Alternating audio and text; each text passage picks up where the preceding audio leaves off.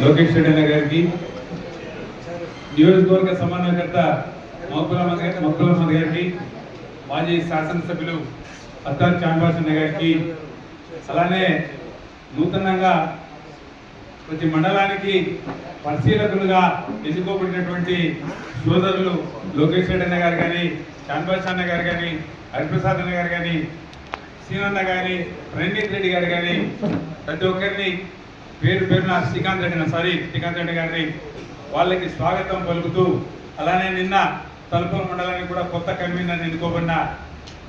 మన డిక్బాబు గారిని కూడా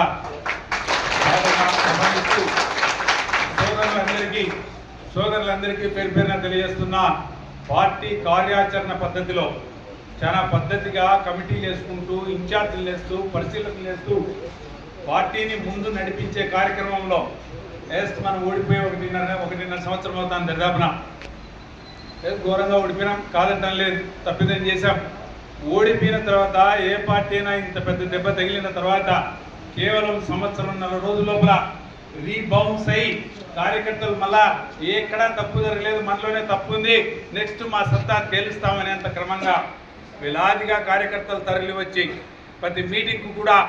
మేమున్నాం, మీ వెనకాల నాయకులారా భయపడతండి అని చెప్పి కార్యకర్తలు ఈ పొద్దున ఇంత తొందరగా తిరుగుబాటు చేయడం గత ఎన్నికలలో ఎప్పుడే కానీ జరిగిన చరిత్ర లేదు. కూడా దెబ్బతిని పడిపోయిన తర్వాత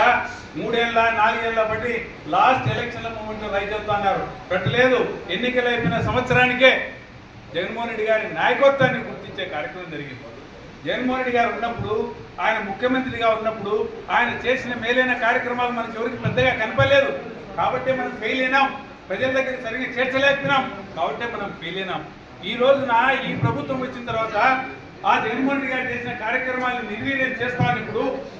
మా జగన్మోహన్ రెడ్డి గారు ఇంత మంచి కార్యక్రమం చేసినారా, ఆ కార్యక్రమాన్ని వీళ్ళు నిర్వీర్యం చేస్తున్నారా,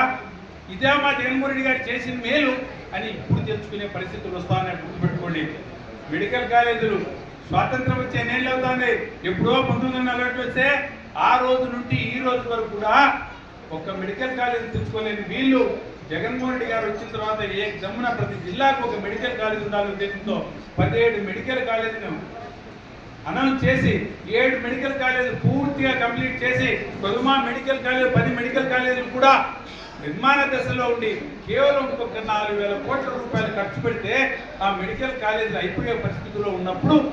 ఆ మెడికల్ కాలేజీని ప్రభుత్వ సొమ్ముతో నిర్మించిన ఆ మెడికల్ కాలేజీని ఇంత సంవత్సరానికి 2 లక్షల కోట్ల రూపాయలు బడ్జెట్ ఉన్న ఈ ప్రభుత్వానికి 4,000 కోట్ల రూపాయలకి 4 సంవత్సరాల్లో ఖర్చు పెట్టలేక మా దగ్గర డబ్బులు లేవు, ప్రభుత్వ సొమ్ముతో నిర్మించినటువంటి ఆస్తుల్ని ప్రైవేట్ వాళ్ళకు దారాదత్తం చేస్తాం, ప్రైవేట్ వాళ్ళతో వ్యాపారం చేస్తామనే ఆలోచనతో మెడికల్ కాలేజీని ప్రైవేటీకరణ చేసే కార్యక్రమాన్ని జగన్మోహన్ రెడ్డి గారు కాదు ప్రజల సొమ్ము ప్రజలకే దక్కాలా, బోధనాసుపత్రులు ప్రతి జిల్లా హెడ్ క్వార్టర్స్లో రావాలా, ప్రతి పేద విద్యార్థికి ఉచితంగా మెడికల్ సీట్ రావాలా, ఈ మెడికల్ కాలేజీలని ప్రభుత్వం ఆధ్వర్యంలోనే నడపాలా, ప్రైవేట్ వాళ్ళకి ఇచ్చేదానికి ఇచ్చే ప్రసక్తే లేదని చెప్పి. ఎందుకంటే ప్రైవేట్ వ్యక్తులకు ఇచ్చినప్పుడు వాళ్ళు కాస్త కూస్త పెట్టుబడి పెట్టినప్పుడు ఎవడు సేవ చేయడు, వాని వ్యాపారం వాడు చేసుకుంటాడు, ప్రజల దగ్గర ఎట్లా డబ్బు రాబట్టాలని చూస్తాడు, చదువుకునే విద్యార్థి దగ్గర ఫీజులు ఎట్లా రాబట్టాలని చూస్తాడు. అలా ఉండకూడదు, కేవలం ప్రభుత్వం ఆధీనంలోనే ఉండాలా, పేదవాడికి ఉచిత వైద్యం అందాలా, పేదవాడి పిల్లోడు మెడిసిన్ చదవాలా ఉచితంగా అని చెప్పి జగన్మోహన్ రెడ్డి గారు ఈ మెడికల్ కాలేజీలు ఇలానే ప్రభుత్వ ఆధ్వర్యంలోనే ఆధీనంలోనే ఉండాలి తప్ప ప్రైవేటైజ్ చేయడానికి కుదరదని చెప్పి వైఎస్ఆర్ కాంగ్రెస్ పార్టీ శ్రేణుల్ని ఉసిగల్పి మీరు 1,000 సంతకాల సేకరణ మొదలు పెట్టండి, ప్రజల దగ్గరికి పోయి చెప్పండి, ప్రజలకు చెప్పి ఈ మెడికల్ కాలేజీలు ఏవి ప్రైవేటైజ్ కాకూడదని చెప్పి ఎక్కడికెక్కడ మన కార్యకర్తలు వెళ్ళి ప్రతి వ్యక్తి దగ్గర సంతకం తీసుకొని ఫోన్ నెంబర్తో సహా, వార్డు నెంబర్తో సహా, ఏ గ్రామము ఏ కుగ్రామము నీ ఫోన్ నెంబర్తో సహా సంతకాలు పెట్టించి 1,000 సంతకాలని గవర్నర్ గారికి చేరవేసే కార్యక్రమం. ఈ రాష్ట్రంలో 1,000 మంది ఈ వ్యవస్థని ప్రైవేటైజ్ చేయకూడదు, మెడిసిన్ వ్యవస్థని మెడికల్ కాలేజీలు గవర్నమెంట్ చేతిలోనే ఉండాలా, ప్రభుత్వం చేతిలోనే ఉండాలా, ప్రైవేట్ వాళ్ళ తొలిగి పోకూడదని చెప్పి 1,000 మంది నినదించిన తర్వాత కూడా ఈ ప్రభుత్వం మెడలు ఉంచకపోతే అప్పుడు ఈ ప్రభుత్వం కదా తేలుద్దాం మనం. సోదరులారా బాగా గుర్తుపెట్టుకోండి, దరిదాపున ప్రతి నియోజకవర్గానికి కుగ్రామాల నుండి మున్సిపాలిటీ వరకు మనము రేపు పొద్దున అందరినీ పార్టీలో అపాయింట్ చేసే కార్యక్రమం పల్లెలకు వచ్చి నాయకులు వచ్చి మీ దగ్గర కూర్చొని గ్రామ కమిటీలు వేసి రకరకాల కమిటీలు వేసి దరిదాపున 9,000 10,000 మందిని వైఎస్ఆర్ కాంగ్రెస్ పార్టీ కార్యకర్తల్ని గుర్తించి వాళ్ళకి పదవులు ఇచ్చి వాళ్ళకి ఐడి కార్డు ఇచ్చి వాళ్ళ ముందు పెట్టినప్పుడు 10,000 మంది సైనికులు గుర్తింపు పొందిన సైనికులు వైఎస్ఆర్ కాంగ్రెస్ పార్టీ కదిరి నియోజకవర్గంలో ఉన్నప్పుడు ఇప్పుడే మీరు బాగా గమనించుంటారు. రోజు రోజుకు మీరు చూస్తున్నారో లేదో, ఏ వాహనం అరేంజ్ చేయకపోయినా కూడా, ఎక్కడా వేరే సౌకర్యాలు ఏమీ కల్పించకపోయినా కూడా కార్యకర్తలు వేలాదిగా స్వచ్ఛందంగా తరలి వచ్చే కార్యక్రమం ఎప్పుడైతే మనకి ఈ కమిటీలన్నీ వేసుకున్నామో, ఈ నియోజకవర్గంలో 9,000 10,000 మందికి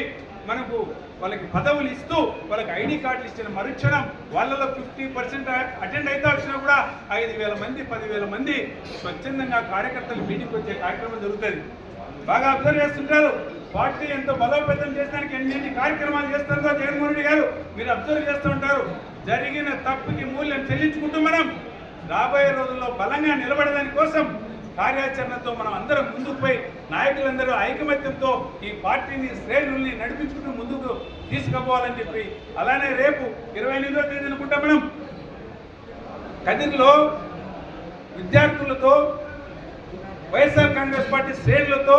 ఓటర్లను అందరినీ కలుపుకొని వేలాదిగా తరలిపోయి ఎంఆర్ఓ గారి దగ్గరికి వెళ్ళి ఈ మెడికల్ కాలేజ్ మీద నిరసన తెలియజేస్తూ ప్రైవేటైజ్ చేయకూడదు అని చెప్పి ప్రతి నియోజకవర్గంలో చేసే కార్యక్రమంలో భాగంగా ఆ జగన్మోహన్ రెడ్డి గారు ఇచ్చిన పిలుపులో భాగంగా మనం కదిరిలో కూడా భారీ ఎత్తున పోయి ర్యాలీ చేసి మనం ఎంఆర్ఓ గారికి మెమరాండం సమర్పించి వద్దామని చెప్పి తెలియజేసుకుంటూ ఈ కార్యక్రమాన్ని దిగ్విజయం చేయాలని వైఎస్ఆర్ కాంగ్రెస్ పార్టీ శ్రేణుల్ని కోరుకుంటూ సెలవు తీసుకుంటాం. జై జగన్, జై